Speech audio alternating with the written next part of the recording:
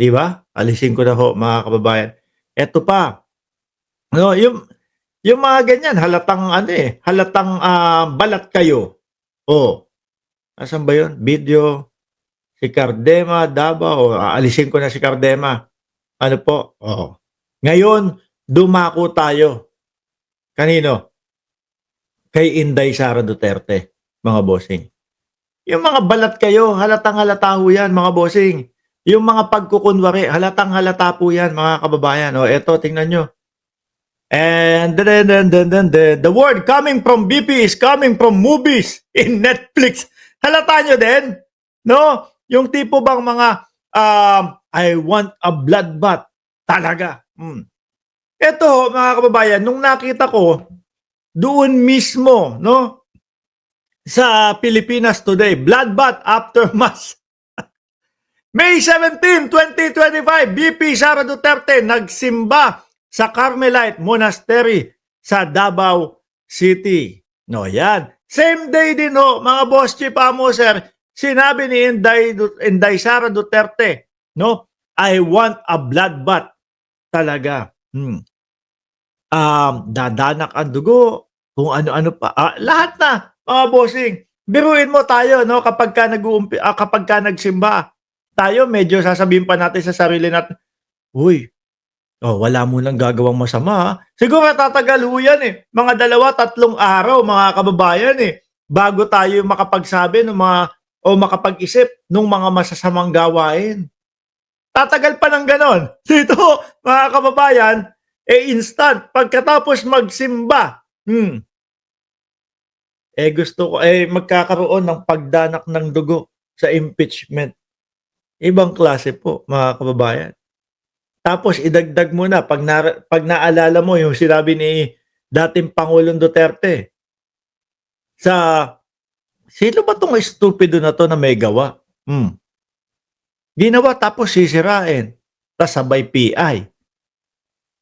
Alam niyo mga kababayan, meron akong pilit inaarok na alamin kung ano ang nasa utak ng mga DDS. Lalong-lalo na po, mga bossing, yung mga Katoliko. Kasi ako bilang isang Katoliko, mga kababayan, yung sinabi po ni dating Pangulong Duterte, pagmumura sa Diyos, mga bossing, sabi ko, oops, medyo ano na yan, medyo sobra na yan, paglapastangan na yan. Tapos yung pagmura sa Pope dahil na traffic ng 5 oras, lapastangan na din po. Ang iniisip ko, mga kababayan, ano ang iniisip ng mga DDS, lalong-lalo na yung mga Katoliko, nung narinig nila yung pagmura, no, ng dating Pangulong Duterte sa Panginoon, kay Pope. Ano iniisip nila? Okay na yan, walang problema, no? Si dating Pangulong Duterte naman yan, eh. Kumbaga, exempted yan. Walang problema sa akin yan. Pero grabe ho, mga kababayan. Hindi ko talaga mawari. Hindi ko talaga maisip kung ano yung tumatakbo sa isip nila, kung okay na lang ba sa kanila yun. No? Sabi ni Rosalinda Zamonte, di naman sinabi ni PBBM ayaw niya ng may kaaway, gusto niya kaibigan at kaaway, ang layo ng narating ng mga DDS. Mamaya ho pag-usapan natin yan. Sabi ni Macario Jr. Rueta, pakitang tao lang yan. Pasimba-simba pero may sungay.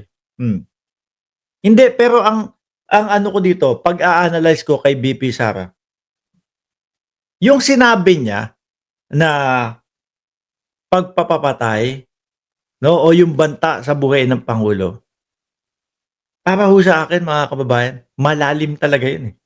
Talagang tumatakbo sa kanyang isipan yun, eh.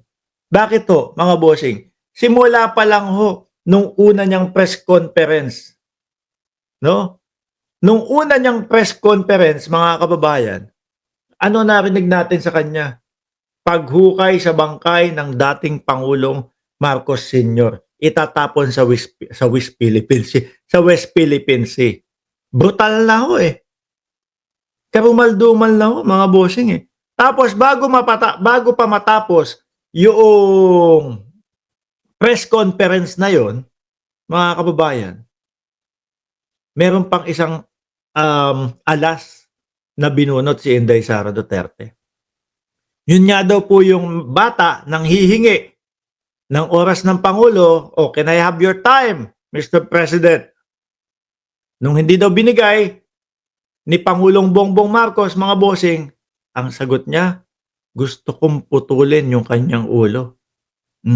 Yun pa lang ho, yung unang press conference, mga bossing. Nandoon na yung talagang may intensyon na kumitil ng buhay. Ilang linggo nakalipas, mga boss, yung galit na. Talagang nirekta niya na ho. Press conference ulit. 'Di ba? Press conference ulit, mga kababayan. Doon naman po sa loob ng Kongreso. Ano sabi niya noon? Talagang may PI na. Talagang gigil na. Akala ko nga nagpa-press conference dahil ho, mga kababayan, ano ba 'yon? Sasagutin nila yung patungkol doon sa confidential funds. Yung pala, galit na galit kasi hindi nga nila masagot yung mga katanungan doon sa Kongreso, no? At si Zulaika, ayun, napadala doon sa kulungan kasi nagsisinungaling, sabi. Sinundan ni Inday Sara Duterte at doon nagmura. At ano po ang sinabi? Parehas lang po, no?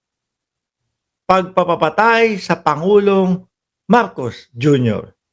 Damay din po yung asawa at damay din po yung pinsan, mga bossing. Sabi ni Hello and Nice, Teacher Mark, hindi po ako naniniwala na may rape case ka. Saan naman nakuha yung rape case, no? Wala ho dito, wala naman ako dyan sa Pilipinas.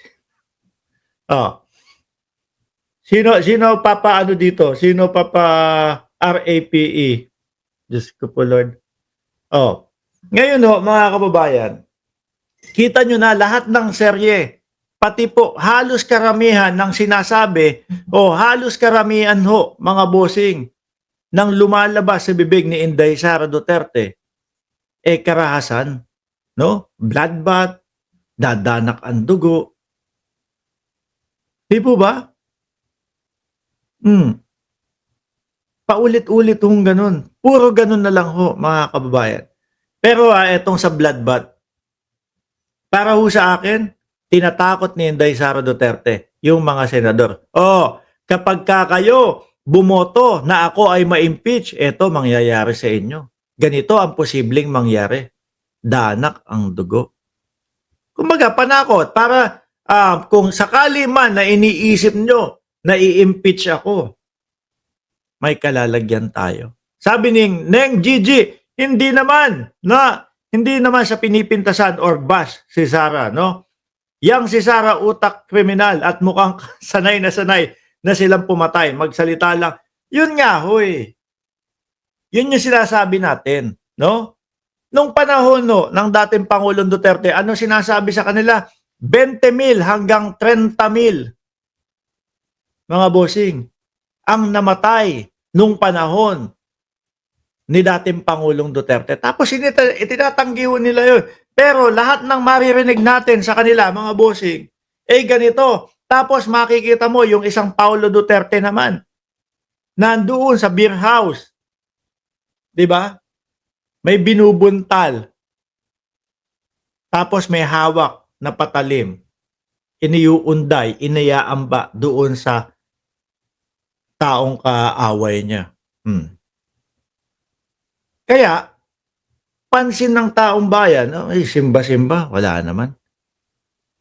Mukhang imposible naman yan, pakitang tao. Yan po yung naiisip ng sambayan ng Pilipino. Dahil ho, yung mga pinapakita nila, ito nga, kakatapos lang magsimba. May 17, 2025, nagsimba sa Carmelites Monastery sa Davao City. Tapos May 17 din, 2025, same day. Gusto karahasan na. Di po ba? Gusto karahasan na. So nahahalata sila, mga kababayan, na hindi nila talaga isinasa puso yung mga ganyan. No? Kumbaga siguro, pakitang tao. Pakita natin, kunyari, maka-Diyos tayo. Pero yung sinabi sa akin ng dating Pangulong Duterte, yung sinabi ng dating Pangulong Duterte, yung pagmumura sa Diyos, pagmumura sa Pope, wala yun. Foul na ho yun, no? Sobrang pambabastos na po yun. Kayo, sa mga DDS, kayo, ano masasabi nyo? O dyan, sa comment section, no? Madaming mga nakikinig sa ating mga DDS. Yung mga Katoliko, ano masasabi ninyo?